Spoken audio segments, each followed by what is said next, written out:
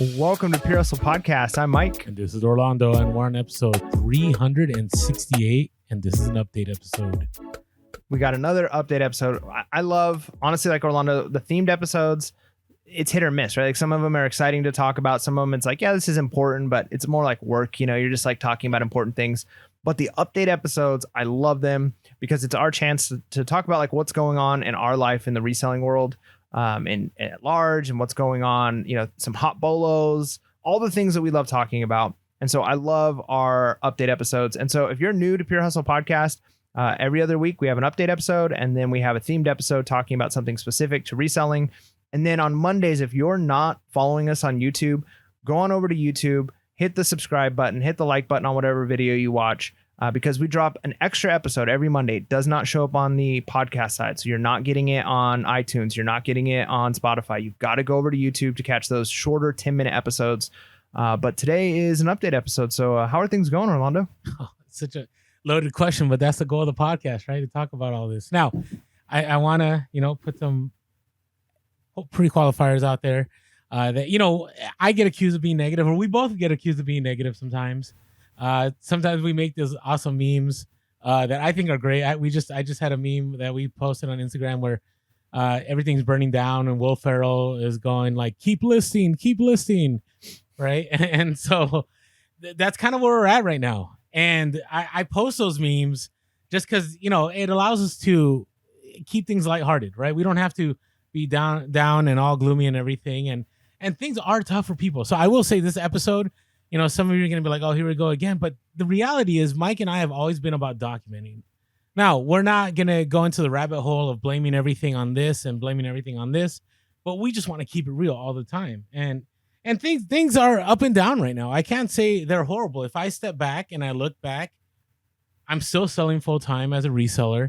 I'm still spending, minimal amounts for great profit. I get all the time flexibility with my kids, which is incredible. I was thinking, yesterday, I had to send my son on a trip and I had to get him to the barber. I had to get some last minute stuff. I had to fly to the train station. Luckily, he got on the train. As soon as he stepped on the train, this train started moving and it was wild. But I'm like, hey, if I was doing a 9 to 5, I wouldn't be able to do any of these things. So I am grateful that I have this opportunity to keep doing this. So, reselling has been great. Let me share with you a pretty fascinating story. I thought it was fascinating. So I really wish, and I'm hoping, my son, he's very good at videography and stuff, but he's always busy on Saturday mornings. But I'm hoping when he finishes high school, he'll hang out with his cool dad on Saturday mornings and go to garage sales and shoot video because he's really good. And this last Saturday was an adventure. And again, I love how somebody posted on our comments last YouTube episode where I had said, I don't want to sell toilet seats. And I guess that created a lot of conversation. Even on Instagram, whenever I sold the Goosebumps and I posted that, they're like, yeah, that beats toilet seats, huh, Orlando? Some people resonated with me and they're like, Orlando, I agree with you emotionally, but logically I agree with Mike, which is the case 99% of the time. That's just how things go, right? Because I like doing what I like doing, even though it may not be the best thing. And, other people are saying, oh, I would listen, if I could just sell toilet seats all day and I knew I was going to make profit, I'll do that because, it gives me the time flexibility. But this Saturday was what I love about reselling. So I go to a community garage sale and it's probably 15 to 20 minutes away from my house. It's, all the way, it's in this neighborhood that usually there's not a lot of good stuff. Do you remember that one time, Mike, where you showed up early? I thought I showed up early and you were there and there was some other gal picking up all the vintage goods, all the vintage clothing. Yeah. It was that one, right? That. And that neighborhood usually doesn't have a lot of good stuff, except for that one time me and you were there. But it was just that one house. Well, the night before, somebody had messaged me. Somebody had left my business card. And it's a guy that sold me a bunch of stuff from ABC Studios last time. And I gave him my business card. Hey, he's like, oh, hey, Orlando, tomorrow there's a community garage sale. Here's some items I'm selling. Let me know if you want me to set these aside for you. I'm like, yes, score. I haven't even showed up and I'm already winning. And I messaged him. I said, hey, can I just show up tonight? I'm out and about. I'll show up. And he's like, no, I'm out of town, but tomorrow morning would be great. So I show up, and it's pretty awesome because the stuff he has is very unique. So for example, last time I picked up a Wayne Brady bobblehead and I sold it for close to $100, and I paid 50 cents for it. It was crazy the amount I paid. I think $15 for a whole bunch of stuff. I picked up a home improvement poster that was only in the ABC studios. I picked up a whole bunch of Regis and Kathy Lee stuff, just randomness, and a lot of it sold. I made hundreds and hundreds of dollars. I'm pretty sure I made more than 1K. I sold some Walmart vests, and I paid $15, I think, for maybe 15 to $20. Okay, so it's crazy. So I show up, and he has all these items, and this is what I tell people all the time. Understand, some people just want to help you out. Like, I don't know what it is, but they may come across you and they may recognize that you love your family, you do this for a living, and they're just hey, I want to help you out. So he had all these vintage posters from Pirates of the Caribbean, Lizzie McGuire, the Musketeer Club, like all these things. Had a carrying box for home improvement stuff that you could only get in studio, like all these items. And then he asked me, so how much you want to pay? And I was like, oh no. Like, he asked me, like, what? I don't know. And the reality is I really don't know, because these are unique items. So there's no comps. These are items that could sit in my store forever and never sell. So I told him, I said, how about $40? Right. I just hit, sometimes you got to anchor super low. And he's like, how about 45? I'm like, sure, I'll do 45. I probably would have paid 100 if he said 100. And so I scored, and I'm like, okay, this is awesome.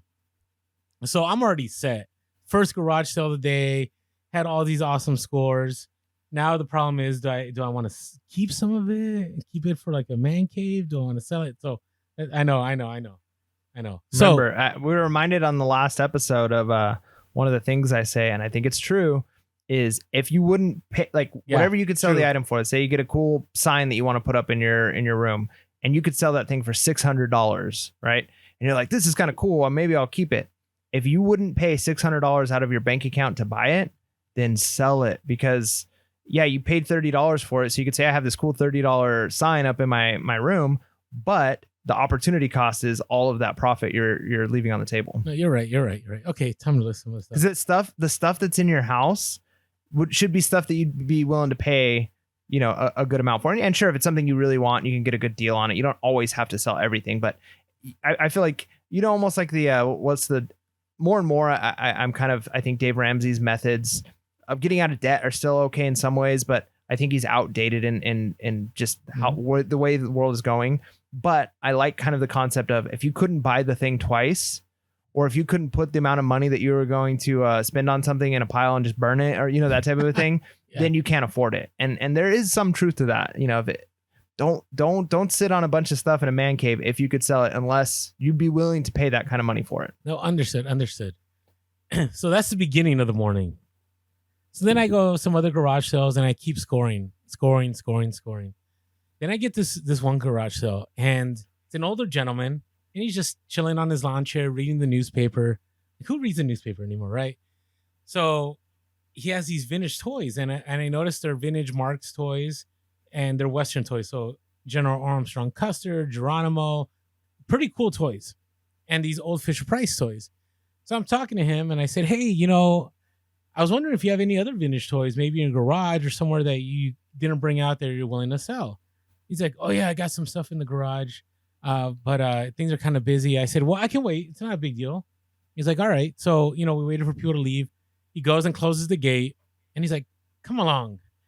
So he takes me in his house, and his house was a museum. So, and it was interesting because he wanted to show me everything. So before we got to vintage toys, we walk into this room full of duck decoys. And I said, duck decoys, I'm letting you know, Ned, I buy duck decoys. And he's like, oh, so do you? He's like, well, my kids don't want me to hold on to any of this, and they don't want any of my stuff. So I'll sell it to you. And I'm like, what? Who are these children that don't want these things? And so sure enough, I tell people, the more you gain in knowledge, the better a reseller you'll be. And I see one, and I go, Ned, I think his name's not Ned, but I'm trying to protect his identity here. I said, Ned, that's a Tom Tabor duck decoy, isn't it? He's like, I don't know. So I pull it up and I turn it and it said Tom Tabor. And he's like, well, look at that. So it's so impressive that like I come in like a pro with the duck decoys. So then he's showing me old Prussian helmets. He has a bunch of vintage like rifles. He takes me throughout his house. He's like, I got this thing in France over here. And I mean, it was wild. I mean, this is something that would have made for a good YouTube video, you know? Mm-hmm. And then eventually we get to the vintage toys. And it's just in a room. There's just a bunch of vintage toys just sitting there. And I said, Ned, what are you going to do with all these? He's like, you know what? Bring them out. Let's bring them all out. And I'm like, okay. So I bring them all out. I send them out. And I look at and I go, I can make money on probably 2 or 3 of these. And I said, Ned, you know, you've been great to me. You tell me how much you want for these and we can go from there. And he gave me a number of 80. And then I said, well, Ned, I don't know how long it'll take. You know, would you be willing to do 60? He's like, yeah, I'll do 60. And he didn't really care. He wanted to offload the stuff. And it was crazy. I picked up a bunch of vintage Corgi cars. Corgi is like British die-cast vehicles. A bunch of vintage Fisher Price. But the biggest win in all of it was leaving my card with him and him saying, you know, in a few weeks, I'm going to have to offload this stuff. And it was a really sad story. You know, he was just on his own now and he's in this massive house and he needs to downsize. And he's like, you know what? I want these to go to somebody that will benefit with these and, you know, will do well. And so, you know, I'll give you a call soon. And so stay tuned. Maybe I'll have a follow-up story. But again, never hurts to ask. Never hurts to have conversation. I spent probably 45 minutes at this garage sale. And from the moment I entered until we finally went inside the home and went through stuff, we were just shooting the breeze for 20 minutes. And some people would be in a hurry and say, it's a golden hour. I can't miss out. But sometimes it doesn't hurt to just sit back and people want to connect and people want to talk. And you never know what might be around that corner. And so in the end, we've had podcasts where we've talked about like the importance of having relationships and what's true in the business world in general and just in life is, you know, you hear the phrase, it's not what you know, it's who you know. And a lot of times that's true. And the fact is that does benefit some people more than others because they were given lots of opportunities and all of that. However, that same principle can be applied for anybody. So if you're a reseller and you say, well, I don't know anybody who can hook me up. Perfect. That's fine. But over time, get to know those people. Like if you can get to know people, then eventually you have it's who you know that's going to provide those big scores over time. Yeah, agreed. And it was awesome. And he wasn't the only person. There was plenty of people I gave my business cards to. It was funny. I ran into somebody who's a reseller that was reselling their stuff at the garage sale. And she goes, I know you. You're a reseller. And I said, I know you too. You're a reseller yourself. She goes, I know. And she goes, do you remember anything that you wanted last time that you couldn't agree on a deal with? And I'm like, I don't know. And she goes, well, I'll probably give you a better deal now if I still have it because it's been a year. And I said, all right, that makes sense. And she was telling me at her garage sale, probably more than half of the people that show up are resellers. That it's pretty extensive out there right now. So yeah. All right, I got way more to say, but how are you doing? Pretty good.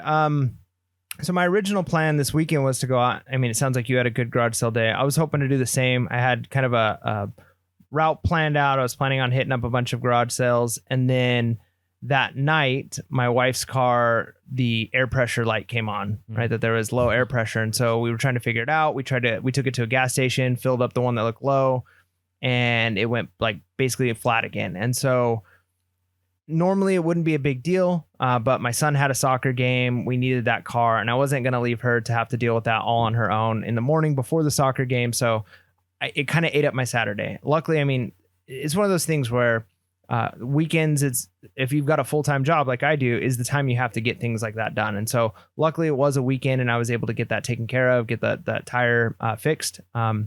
But it did mess up garage sales. So then my thought process was, okay, I don't want this week to be a waste. So I'm going to do some thrifting throughout the week. And I decided on the day I was going to go, because I occasionally stop at the outlets on my way home and things like that. But I thought, okay, I drop my son off on Wednesdays to like a church program thing that he goes to for about an hour and a half, 2 hours. And so I'm like, okay, I'll drop him off to that. and then I'm just going to go and hit up the thrift stores in the area, and then I'll go pick them up. Well, I didn't do my research ahead of time of when these stores closed. And so I drop him off, and every single thrift store that I had already been to, all the hole in the wall mom and pop ones, even the bins, the Salvation Army, everything was closed except for one Goodwill in our area. And it is like Orlando. I mean, maybe you've been to some big Goodwills, but most of the Goodwills in San Diego are like, they're like small boutique stores almost. Like there's some that are a little bit bigger, but they're relatively small. This is like a Goodwill hub of some kind. Huh. And it's like their office building, because Goodwill does, and we've talked about it in other podcasts, they do a lot of other things for the community. So it's one of their like buildings where they do a lot of education. So it's like a really big building. It's the biggest Goodwill I've ever been inside of. It was like multiple rooms. It's almost like a little warehouse. So like think of almost, I'd say about the size of like that honey hole that we had in San Diego, like maybe even a little bigger. That's like huge. It was a big store with multiple rooms. And maybe that's normal in other parts of the country to have relatively big Goodwills. But it was the only store that was open, and it didn't close until 9. And I was pretty surprised. I can't believe I hadn't been to this one, because typically I avoid Goodwills if there's other thrift stores I can go to, because Goodwills are just so overpriced. Yeah. But I was pretty impressed with the pricing they had there. Still, some things were still high, but they were much, much lower than average Goodwill. Like their shoes, they were selling for $5 a pair, $4.99, $6.99 for a pair of like decent shoes. Whereas you walk into like the little boutique Goodwills and you're paying $19 for a pair of shoes, like ridiculous prices. So I was actually able to score a handful of things. Nothing huge. Cause I only had like an hour and a half that I could spend, which an hour and a half in one thrift store, you can get a lot done if you know what you're looking for. So I picked up some knickknacks. I picked up some like a Singer sewing thing. I do all stuff that like I paid $2 to $3 for, and I'm going to be able to sell for like 30. So nothing like mind blowing, but not a bad time to spend. But I do know now that that's not going to work for me to be able to go to a bunch of thrift stores at that time frame. Well, I can't remember. They don't close at 5 in San Diego, right? Like I feel like most thrift stores are open until 7, 8. My kids used to go to a church thing, and it started at 6 o'clock and it would be done at 8. And I would hit up as many thrift stores as I could during that time. I remember that. No, they don't. They generally close at 8 o'clock around here. Yeah. There's a couple that close at 9, but 8's the time. Yeah, that's not the case here, at least not on weekdays. Maybe on weekends they're open a little bit longer. I haven't really, because I do so much of my stuff earlier mornings or afternoon, like on my way home. I've never had to pay that close attention to like closing times. But it was just good to know that now, and good to know that I have another potential sourcing spot, that I actually have a Goodwill that I can source from. So yeah, it's interesting. You just got to know your area, and that's part of me learning my new area is closing times. And I'm pleasantly surprised that I found a Goodwill that had decent enough prices. Now we do still see, like, I remember when I first started reselling, a lot of times you'd go into a Goodwill or a Salvation Army, and books, for instance. Books were almost always under $1, maybe hardback were $1, or hardback might be $2. And like the most expensive you'd pay for a book if it wasn't a hardback was $1. DVDs would be like $1.99. But now, even at this Goodwill that's pretty decently priced, it's $1.99 for any media. So any book, so whether it's a little tiny kid's book, flimsy, like 10 pages, or it's like a thick encyclopedia. And I'm like, maybe that makes pricing easier for them, but it's just so crazy to think that $2 for a small little kid's book is kind of the new normal for a thrift store. So it's a little bit of a shock there. So the prices still have gone up in a lot of areas, but like I said, I'm glad to have found a store that the prices aren't as crazy. Now it is Halloween time, so half of their store is costumes and stuff. So I'm interested to see what it'll be when it's not seasonal. And even Christmas, they had like 5 rows of just Christmas stuff. Huh. And to give you an example, they had, I kind of got excited until I looked at the price tag because there was other people looking. So I was trying to look it up on my phone first. They had these boxes of like new in box gorilla suits, like costumes. And I was like, those would probably actually do pretty good on eBay. So I'm like looking up gorilla suits, and you like for like this brand or like good gorilla suits, you might be spending like $50 to $80 on eBay. Some of them maybe $100. If it's like a really, these ones weren't nice enough, I don't think, to sell for $100. But I'm like, okay, if I could pick up, there's like 10 of them here. If I could pick these up for like $10 a piece, sell them for 50, that's not too bad because I'm picking up a lot. And then I look at the price tag and they wanted $49.99 per per gorilla suit. And I'm like, okay, so they're still capitalizing on Halloween. yeah. Fair enough. But yeah, so that was kind of my reselling week. Okay. I got to tell you, there's nothing in me that wants to go back to a thrift store. It's been about 6 months for me. I'll still go to that honey hole every once in a while, but it's been a long time because I've been getting crazy deals. This last garage sale, I dropped like $200 and my car was stacked. It's full, and I have a Honda Pilot, which take with all the seats down. It was pretty crazy that I got all that for $200. Just wild. So hey, before we jump on to the next segment here, one thing I did get done over the last break from the last podcast was my taxes, and on time. By the way, on time. Now you might go, Orlando, why is October on time? It's because in California we went through floods with air quotes. If you're listening to the podcast, and things weren't due until August. Now the beauty of it was that with my Reseller Genie, it was really simple. My Reseller Genie had everything imported from 2022. I was able to right away tell my tax person, here's all the fees I paid, here's the shipping, and then here's how much I paid for each item that sold.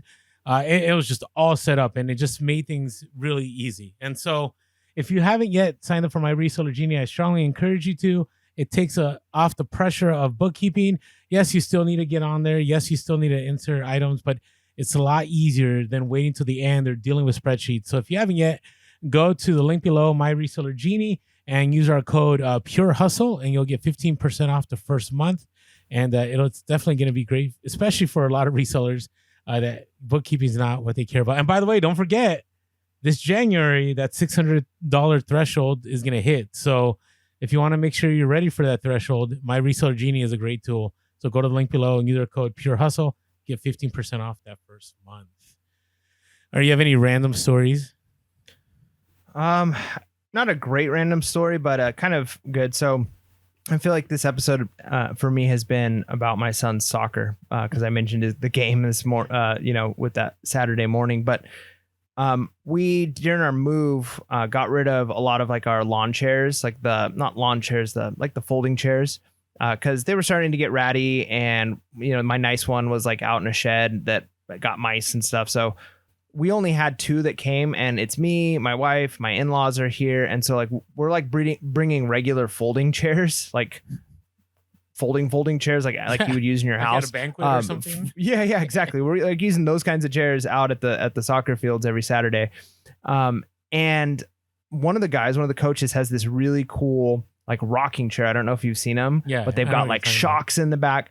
Anyways, these chairs are expensive. I looked them up because I saw his. I'm like, man, that's a really cool chair, but it was way too expensive for what I would pay for a chair. I'm going to end up going to Walmart and spending $15 on just a regular folding chair. Well, I'm walking around that Goodwill that I was at, and there was, as I go into I don't normally go into the furniture section, but I wanted to see this whole area. There's one sitting there, like same color as the coach has, like it's really nice looking, looks basically brand new. And so I look at the price tag and they only want $10 for it. And I look up the brand, new on Amazon, like the cheapest you can get them is like $90. It's like a GCI rocker something another. So anyways, it's random in the sense of this is the nicest folding chair I've ever gotten. And it's funny because I'm sitting in it and I'm like, okay, I'm testing it. I'm putting all my weight on it. I'm leaning back as far as I can, making sure nothing's broken on it. And a lady comes walking out, one of the workers from, because it's the furniture section is right by like their like warehouse part where they push stuff in. And she comes out and she goes, you want it? And I was like, yeah, it's pretty nice. And she goes, it's only been on the floor for less than 10 minutes. And I like scooped it up real quick and put it on my cart because there's no way it's going to be there for long. But that just goes to show that their prices were good, because I feel like Goodwill in San Diego, a chair that nice, like they'd probably be trying to get $45, $50 for it. Easy all day long. That's why it's a store that shall not be named. That's right. So to me, it was a double win. The first win was I've got a nice folding chair or a nice like lawn chair I could take to soccer games. And the second win was it was just confirmation that the pricing at this place was decent enough. And I don't know, part of me is thinking maybe it's because it's kind of a training center for employees for their Goodwill, like they use it. And so they might not be as focused on trying to just like nail down the highest prices, but they're like all their new employees that they're training in the area are people that they're trying to give job skills to. So it could just be that that the pricing there isn't as important as it is at other Goodwills. Like the manager, because every Goodwill it's got its own manager. They've got their own metrics they're trying to meet. Whereas this facility might have a different set of parameters that they're focused on. The total that they're bringing in might not be as important to them metric wise, and it might be more of a corporate office as opposed to like an individual branch manager. So just little things like that, like understanding how businesses work, can be useful for you as a reseller. No, agreed. And again, part of the benefits of reselling is not only the things you sell, but the things that you're able to buy at a very low price that you would have spent full price on. Yes. You know what I mean? I can't tell you how many things that I own have come from garage sales and thrift stores. I mean, my two proudest achievements at home are a full leather couch. You've seen it, right? And it's normally it would cost $5,000 if I wanted it new, and I got it for $1,200. And it's because a guy broke up with his girlfriend, and the girlfriend didn't want to pay on it anymore, and they sold it to me, and it was clean. I have my one of the beds I have is an estate sale bed that's worth $5,000, and I paid $300 for it. And it's not worth $5,000 anymore, but that's what you would have had to have spent if you went out and bought one new. Oh yeah, with the mattress. I mean, it's Cow King. The mattress it's wood carved. It's it looks out of place. Like it doesn't belong in my house. But you've got an eclectic house. Let's just say that. Yeah, I guess we could. Bachelor eclectic kind of place. Like I'm telling you, the moment I get married and somebody's gonna go through my place, it's gonna be weird. It reminds me of I've almost completely gotten off of social media. I was spending way too much time on Instagram. I actually deleted Instagram off my phone for a while just because it's taken up too much time. But anyways, I saw a reel, and it was something to the effect of everybody wants to have a minimalist house. I want my house to look like I'm a wizard that has collected all of my like magical things from all of my adventures or something like that. And it showed like a house with all kinds of books and all kinds of, and I'm thinking like, that's kind of like the reseller house. Like if you think of the things we get, because again, a lot of the things, even though at the beginning of the episode, I said, don't just not sell things. Like if you can make a lot of money, if you don't actually want it or need it in your house, but again, you will collect things over time that you wouldn't have bought for yourself. You wouldn't have spent full price on, but it is still cool to be able to say like, I've got thousands of dollars worth of unique things that most people will never see, and I've paid pennies for it. No, I know, but it's just, you see my glass cabinets in the dining room that usually would be used for dishes, and there's a Toy Story, figure there, and next to it there's a duck decoy, then a random railroad lantern, then some World Series tickets. It's just, it is what it is. Hey, your inventory can be decoration until it sells. I think it's cool. It doesn't bother me. So, all right. Hey, I got two random ones. So, and these both, one of them makes me really sad. And I'm sharing this on the podcast, and if they're listening, they know who they are, and I've already had a conversation. So I had the opportunity to sell or buy on consignment some Harley Davidson 3D emblem shirts, and they were like incredible. Like, these are grails, but I decided not to, and I decided not to because I feel that eBay right now is clamping down. I've had other resellers that have been selling a lot, hit me in the DMs and say, I sold this and it sold for this much, and then eBay locked me out of my account, or eBay froze me out of my account. And last year, Daily Refinement had that issue where he had all these shoes that he was selling. They're like prototypes and one-offs and highly collectible Nike shoes. And he got banned. And he had said that the reason he got banned, and again, there's always more to the story, but he stated that he couldn't prove to eBay the chain of custody of the items. And so I ended up walking away, and it just hurt my soul, because had it been 2-3 years ago, I would have been like, no problem, right? Or, because how many times do we go to a garage sale and we buy stuff? We don't really know, right? The stuff at the garage sale. But I had to think about, it's just me and my boys, and if anything were to go south on the business, eBay were to freeze my sales for a week or suspend my cash outs or whatever, I'd be in a mess. And so, maybe I'll revisit that opportunity. But I had to walk away, and the person was really nice, really awesome, and really kind. And I just couldn't, because, it's just, we're at a place right now where eBay is clamping down. I don't know if you know, but eBay now, if you sell like uranium glass, which I didn't know that was a thing, but like there's a lot of people right now that overnight had all their listings pulled, right? And we also have Centra Logo, which is the company that eBay acquired. And so a lot of people are getting hit with counterfeit items, even though they're not counterfeit, just because they're high-end items, expensive items. The algorithm is flagging them. And so this is my warning to everybody. And you know what? I'm going to share this. In a downturn economy, here we go. Here's where the seriousness gets. In a downturn economy, eBay will not be as friendly to you as in a booming economy. Okay, let me give you some examples, and I shared this. When things were great a few years ago, remember we had sneakers for over $100 that had no fees. Remember that? I mean, that went on for like a year or two, and everybody thought that was going to be forever. We had great seller protections. Things were incredible.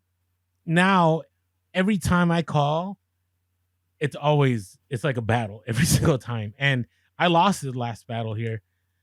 So there was this thing ongoing with concierge. If you're a concierge, meaning you went to eBay Open, or you have a business that eBay recognizes as high volume or important, you get concierge, meaning that you talk to somebody directly in the States. And sometimes they'd be more willing to remove feedback if they felt, because they trust you. You've been around for a while. They know you. So this last time, I say this all the time, I had a Skylanders that I sold. And I didn't do anything wrong. But the buyer had a point. He did have a point. I could have packed it better, but it arrived safely. Well, they left me in neutral, and they sent me a message, and I chose not to reply because I didn't know there was a reply, and I got super busy. And then I was left in neutral feedback. I'm like, oh, I would have replied. I just didn't know. So instead of dealing with the buyer, I thought the buyer was, pretty upset. I called eBay, and I got into this conversation with eBay, and man, they were not kind. Tony, you were not kind to me. And so I'm talking, and I said, hey, listen, the package arrived safely. Everything was fine. I have 100% feedback. I'm a top rated seller. I do free returns. I've been on eBay for, 12 years. This should be an easy one, right? This is just a neutral feedback. You could just remove it. And she's like, well, no. According to eBay policy, the buyer has a right to leave an opinion. I'm like, what? What do you mean? They're bothered by the packaging, but the item arrived safely. And if they really weren't happy, they could have just returned it. And they're like, no, they have the right to their opinion. I said, okay, let me talk to somebody else. So they brought somebody else. And then I hear this Tony guy get on. He's like, he tells the gal, he's like, listen to this conversation, okay? And I'm like, I think you were supposed to hit the mute when you said that. Like, obviously you're going to try to destroy me here. So I said, hey, listen, this is real simple. Item arrived. It was safe. If you look at all my feedback, you'll see people all the time talk about how things arrive safely and how well things are packaged. And this one was just more of a preference issue. Had I done it over again, maybe I would have put it in a box, but it was bubble wrapped. And then, you know how we do with mugs, right? We bubble wrap, we cardboard it, and then we have a padded envelope. That's what I did. And I guess it wasn't good enough. And so Tony goes, well, that's the eBay policy that they could leave their opinion. I said, oh, really? So let me get things straight here, Tony. So if I said, hey, I really wanted the packaging in blue, but the packaging was black, and I left somebody in neutral, am I allowed to do that? He's like, well, that's your opinion. I said, come on now. Does that make any logical sense? Like, some people just have the right to just leave whatever. And he's like, well, that's the eBay policy. Okay. All right, Tony. So do you believe that's fair?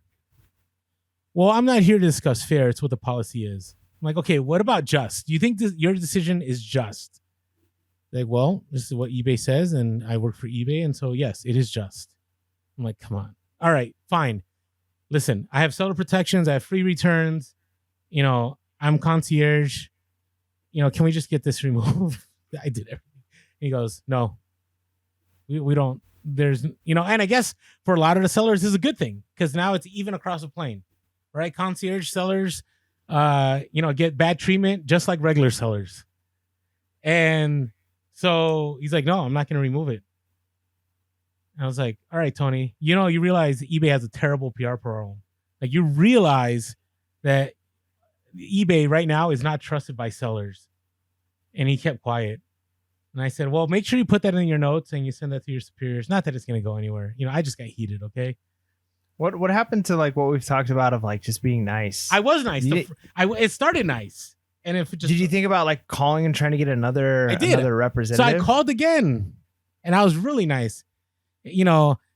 How's it going, Keisha? How are you doing? How's the day? Thanks so much, for, taking my call, blah, blah, blah. And she's like, oh, I see you have a neutral feedback. You try to get removed. Yeah, we can't remove it. I was like, okay. So I ended up reaching out to the seller and I said, hey, listen, sorry I ignored your message. You are right. You bring about some valid points about packaging. I'll make sure that next time I do better.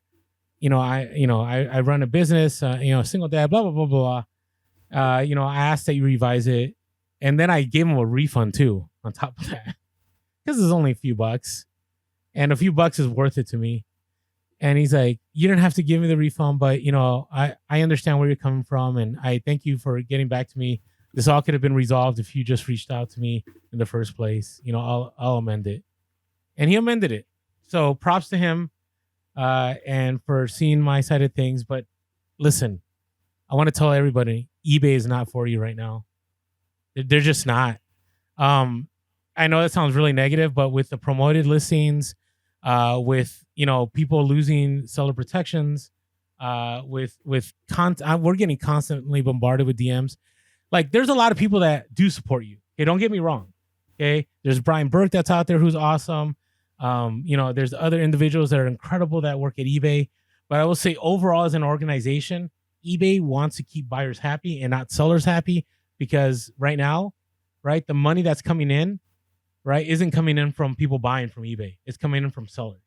And they know that sellers are going to pay those fees because they want to keep making sales, but they want to make sure that they don't lose any buyers. And so be aware of that. Make sure you're accurate in everything you do. Make sure you provide the best customer service, and understand that you got to basically go at it knowing that if something goes south, eBay will not have your back. I'm not saying that's not going to be the case, but that's the attitude I think you should approach it. So, but everything we've always said though is like eBay, I don't know. I feel like that may be the case, and maybe it's always wise to kind of go into something saying that maybe things will be the worst case scenario. I mean, I try to say I'm pessimistic. I try to be realistic, but I lean towards pessimism. But I think though, given our entire experience with eBay, I still, maybe I'm just not been hit by it yet, but I still feel like eBay tends to have your back more often than not. So when you get burnt, it sucks. But I think like over 20 cases, your last 20 cases you've had to call eBay, you've had 19 of them resolved pretty easily in your favor. I honestly don't have a number. I want to say it's 50-50 in the sense that, yeah. But that could be, I had 6. You know what I mean? It's not like 20. So it could be 4. I don't remember. I haven't talked to eBay in a while because I try never to contact eBay unless it's important. But I just get the sense right now. I mean, even with this unpaid items thing, right? It's still not fixed. And it's really, it's these kind of things where it's, I get it now. I don't blame eBay. I'm not upset about it. It's just the way things are. Things are interesting right now, and eBay has found a way to keep themselves viable. And if that means focusing more on buyers and protecting buyers over sellers at times, it is what it is. It is what it is. And again, like Jordan Sweetum, I got great respect for that guy. I think he's an awesome VP out there. There's a lot of good people out there, but I just think as a whole, things have shifted a little bit. And it is what it is. I'm not mad about it. I was mad at the moment. I did go off on Tony a little bit, and I said, because he told me something. he says, I know where you're coming from. I'm like, really? You know where I'm coming from? Do you sell on eBay? He's like, well, yeah. I'm like, oh, so you sell like what, 5 items a month? Are you full time? He's like, no. I go, so you don't know where I'm coming from. Do you sell full time with kids? Well, okay, no, you don't. So don't try to empathize with me. Just get this feedback removed. So I already knew I lost. Okay, I knew I lost. It was my moment to rant. That was it. Okay, so, anyways, but yeah, you're right, Mike. Flies with honey. Flies with honey. Unless you're in a dumpster already and it doesn't matter anymore. So you have all the flies you need. You got all the flies you need. All right. Yeah, let's go to our happy place of some news topics, some reseller. Before we do that though, if you haven't had a chance, check out American Bubble Boy. I stand with American Bubble Boy. American Bubble Boy is incredible. I ordered bubble wrap the other day. It showed up in 13 hours. And also, I was supposed to get 2-day shipping. I'm like, what is going on, Joel? What's happening? If you haven't had American Bubble Boy yet, they also sell my go-to tape. Best deal for tape, I think it's like $34 for 24 rolls. If you use our code Pure Hustle, you'll get 5% off. And you're like, 5% off? That's not much. Well, that's okay because it's already at a very discounted rate and it's a great product and it's free shipping. They also have great bubble wrap. You'll get it next day, 2-day. It's all free shipping. You can even do local pickup. So go to a link below, American Bubble Boy, and get yourself some bubble wrap or some tape. You ready to talk about some things going on? Let's do it. I almost played the hustle of the week sound effect, but this is not the hustle of the week because we're going to be talking about eBay faces $2 billion in fines, scams on whatnot. eBay has a chief AI officer, and when retail arbitrage hits the news. All this and more on Reseller News. $2 billion in fines. Eesh. Yeah. Okay, we'll get to that in a moment. There's one more thing I wanted to share, which I think is important. Do we need to talk about this? So I thought this was pretty fascinating. So a lot of you know who eBay Princess is, and I thought she shared an Instagram story, which was I thought it was pretty great. And if you watched her journey, she started on eBay years ago, and she's been through the ups and downs. She's married with kids now, and she's now on Whatnot. Like that's what she does. And a lot of people were asking, how much do you make? Are you a 6-figure seller? Are you a 7-figure seller? And she had talked about like, I'm not going to share with anyone. Like that no one needs to know. You can watch and you can learn how I run the business and how I do things. But the reality is everybody has their own story as to what goes on in their lives, right? And we've talked about this many times. And though, she had mentioned she has rental properties.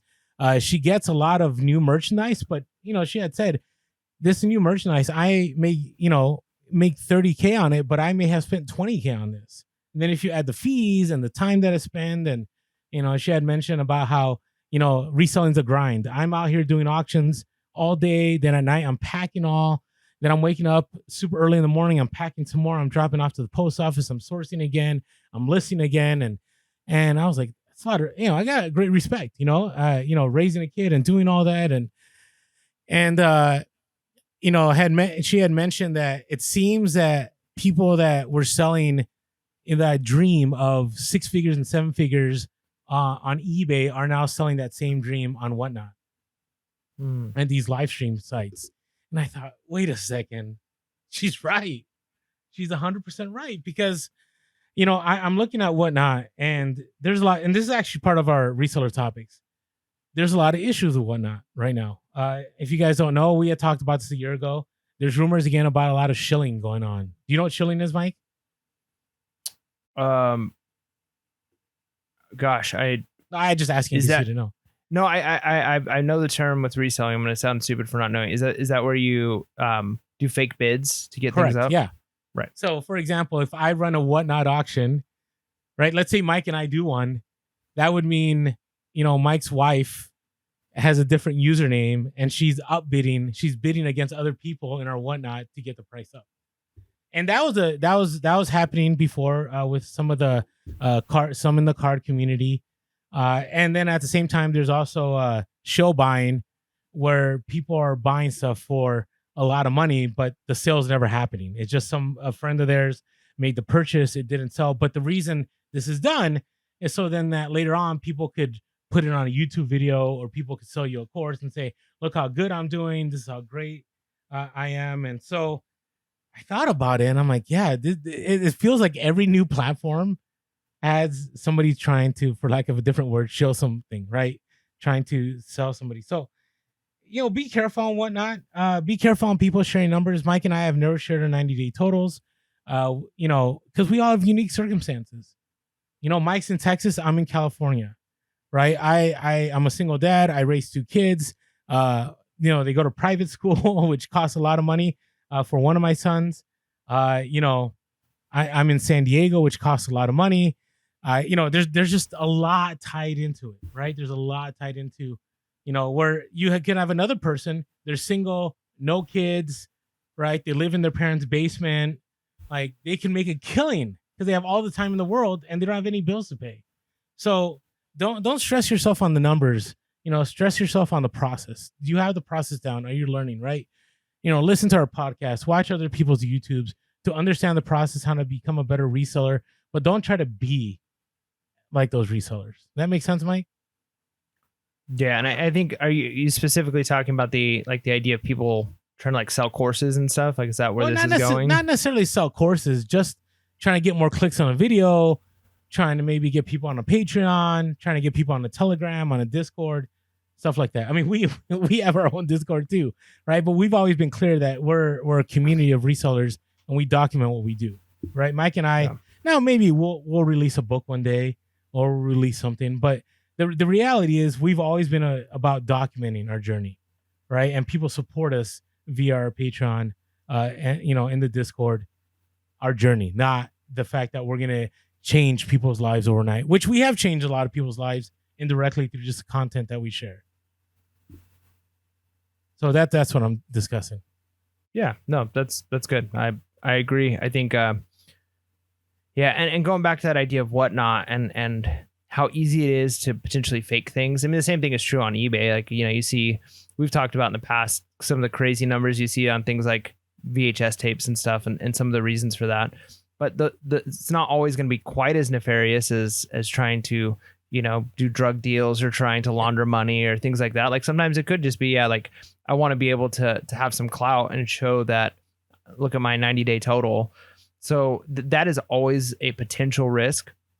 But I think, again, I think our listeners, are unique. Of course, there's going to be some listeners who don't fall into this category, but I think our listeners are unique in the sense that they're able to pick out what's valuable and what's not. I mean, if you're listening to an hour-long podcast where the whole thing isn't us just trying to sell a course or us trying to, get you to pay for certain things, what that tells me is that these are people who love reselling and they're willing to do the work that it takes to learn about reselling. I mean, in this podcast, I think what's beneficial is people get to hear about the reselling world. They get to hear about some bolos. They can connect with certain things. There's going to be some tips and tricks, but we don't promise every episode, this episode is going to 10x your thing. And so I think some people fall for that stuff, but I think if you listen to hour-long podcasts every week, our listeners don't necessarily need the warning as much of don't fall for the scams. I think we all can do it.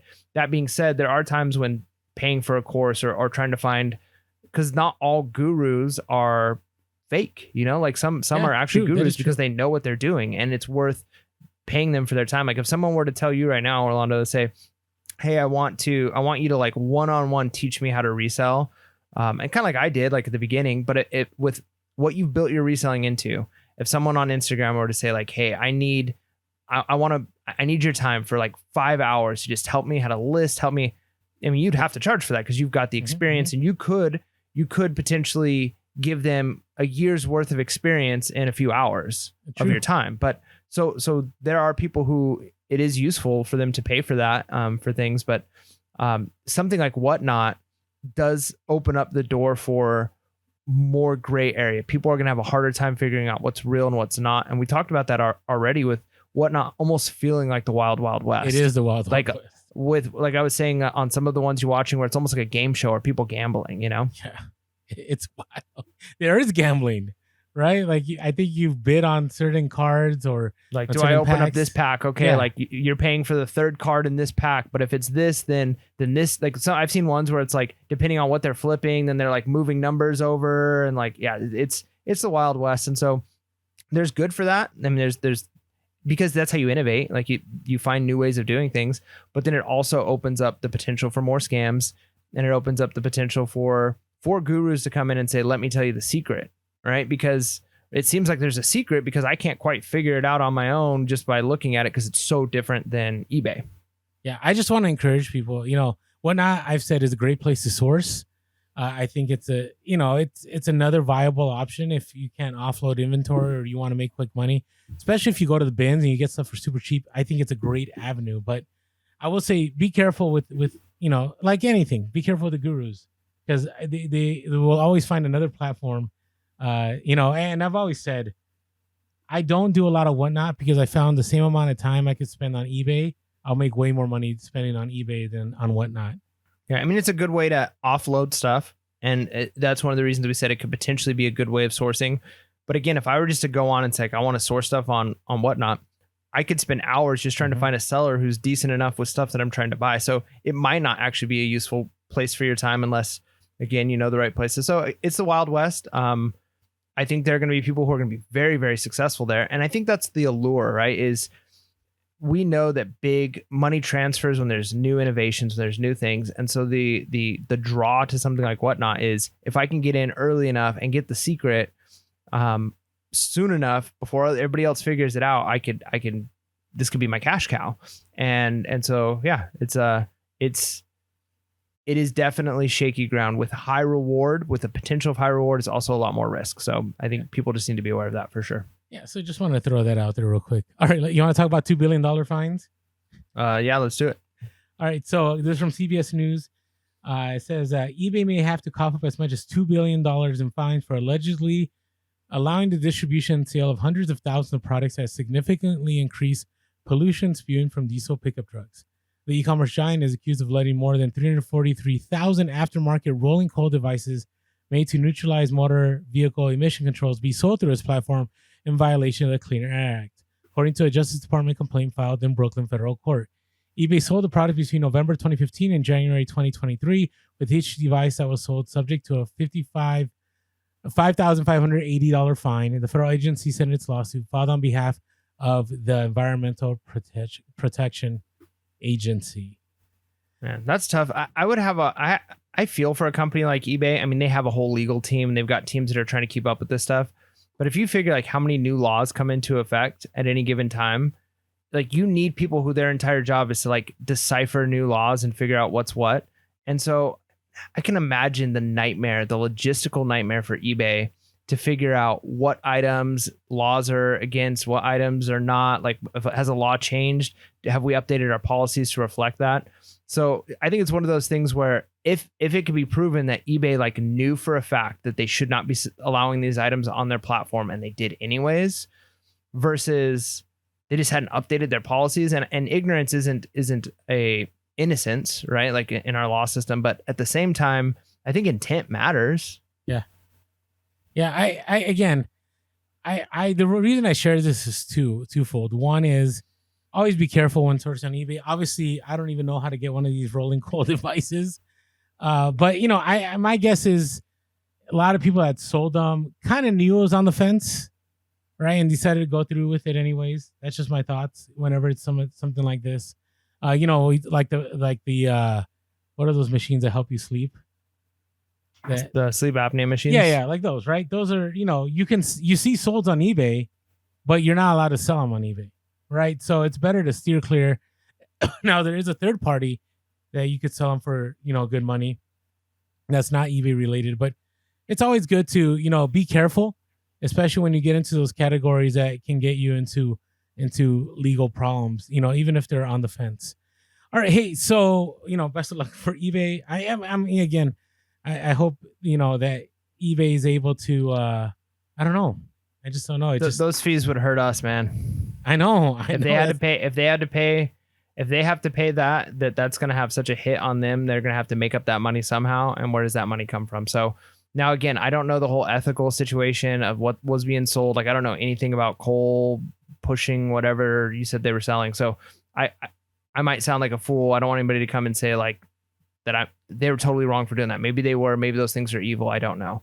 But again, it's one of those things where in a litigious society, when corporations have to pay a ton of money out, it's like, yeah, the handful of people who are able to sue. And again, it could be good protection. Like that could be what keeps corporations honest. They have that fear of, breaking laws, and that we don't want that.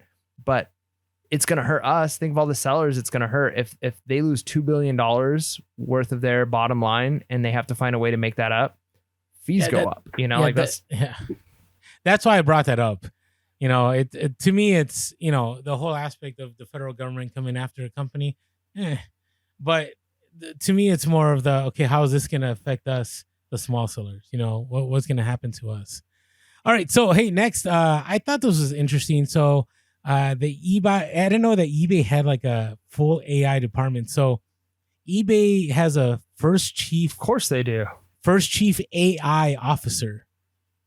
So I didn't know that was a thing. So his name is Nitsan Mikhail Bobrov. I hope I said that right. He's been the eBay chief AI officer since 2021. And he was talking on Business Insider about the different things that eBay is doing with AI. And we've talked a lot about these, the idea that, they help create listings and on specifics from a picture and all that.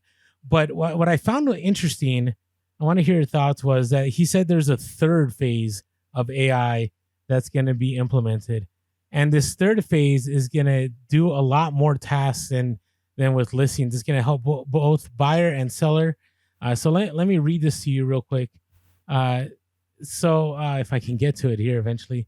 But realize AI is definitely going to change everything that we do, including reselling. So Mikhail Bobrov, a member of Insider's AI 100 list, said the third phase would be marked by AI agents being able to plan and complete a series of tasks to achieve a specific outcome.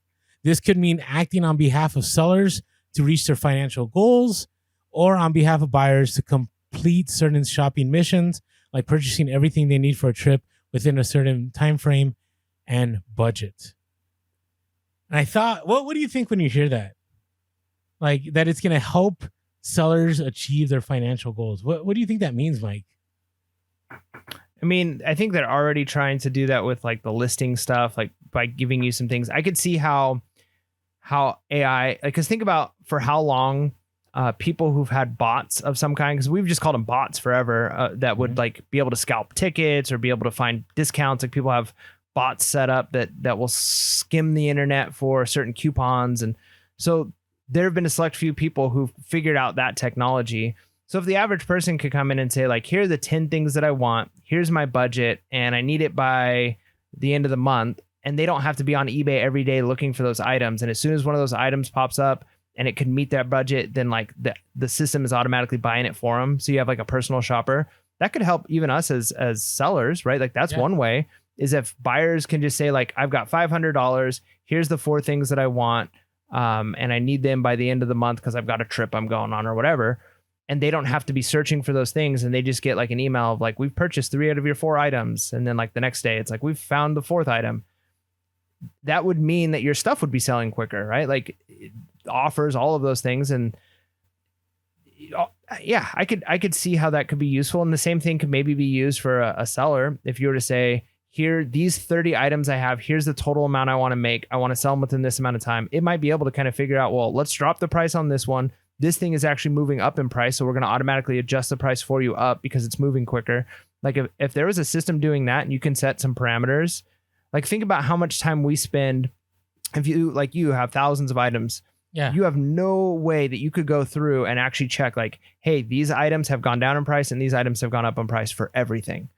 But if you could kind of set parameters and say like, I won't take less than $20 on this item, and I would love to make as much as I could. And if it sees that, hey, pricing is going up and it's automatically adjusting prices for you, or, hey, the price has dropped, we need to undercut everybody else, or I don't know, right? Like that could be useful. No, I do think it's going in that direction. For example, it'll know whether to sell, whether to take an offer or not, right? Because it'll be able to predict patterns.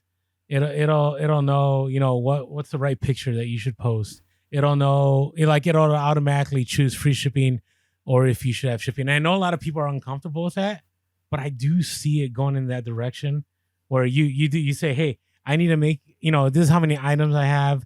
This is how much money I need to make within this time frame. And, the AI saying, okay, with what you have, you're probably going to make this much. You're going to have to source this much to get to this amount, right? And yeah. Amazon already does some of that. I don't know if you guys realize on Amazon, it'll tell you, like, if you list it at this price, this is how much your sales are going to go up over the next 3 weeks based on sale patterns. Like, it already does that. The AI already does that on Amazon. I do think Amazon runs a stronger AI when it comes to ranking. That's the one thing. Yeah, they have money. Yeah. But, I don't know. To me, I welcome it. I welcome it in the sense that it will definitely streamline. My only concern, and I've mentioned this before, is, and I think some of this is happening, and this is Orlando, put on your tinfoil hat kind of deal, is that eBay is spreading the wealth around to make sure that, sellers are still staying on the platform selling by, if somebody gets a lot of sales and they have a certain item, but you got somebody over here that's just starting, but they have the same item, that the AI will direct buyers to that person. But that's conspiracy. That's for our conspiracy episode at the end of the month.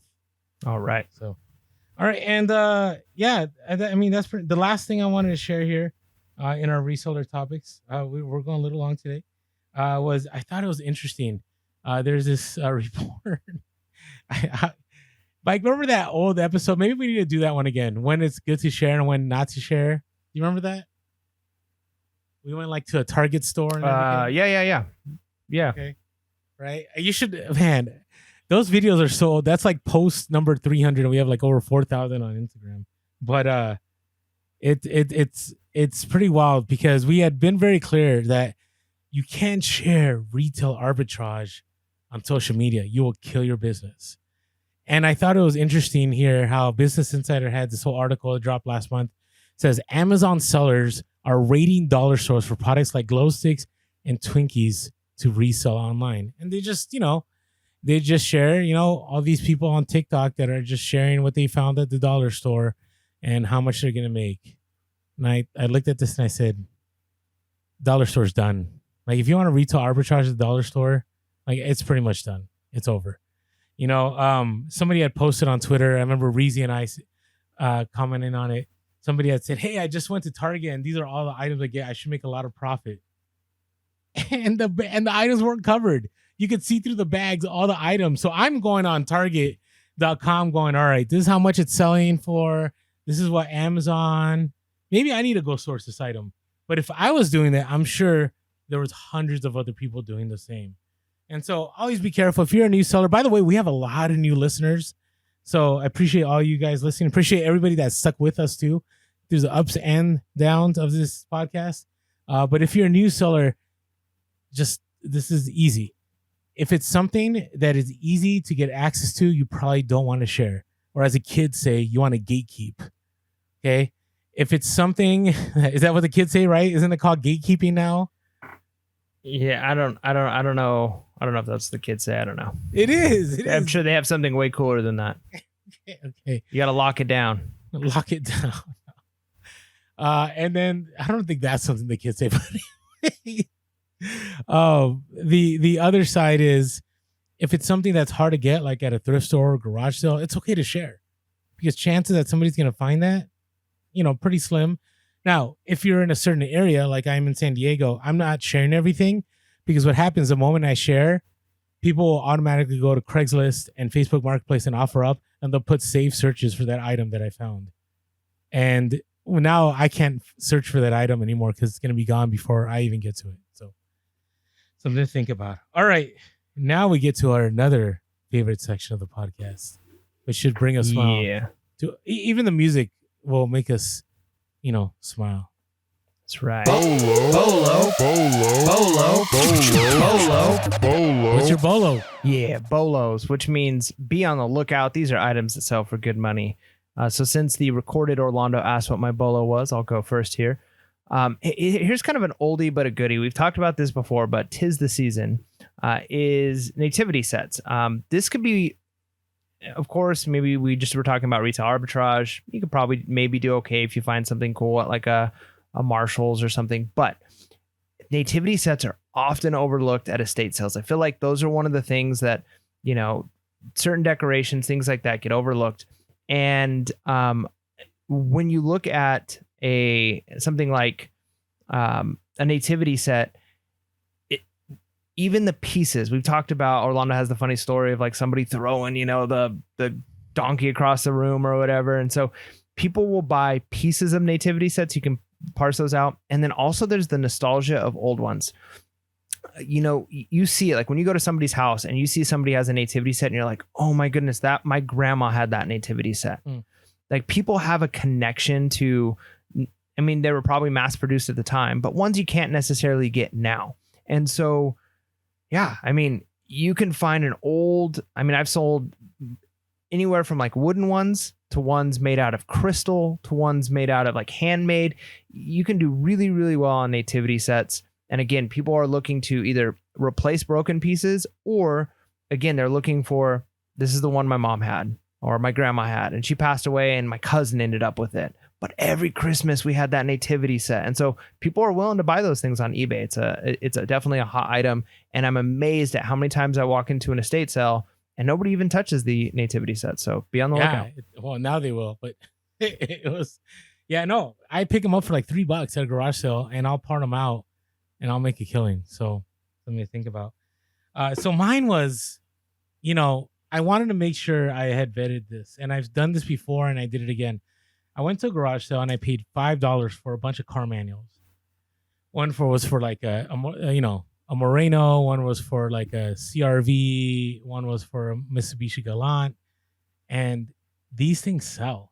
So I paid $5. I sold one. It was, how you get it with the nice leather, like envelope kind of thing and your car handbooks in there. You know what I'm talking about? That you keep in the glove box.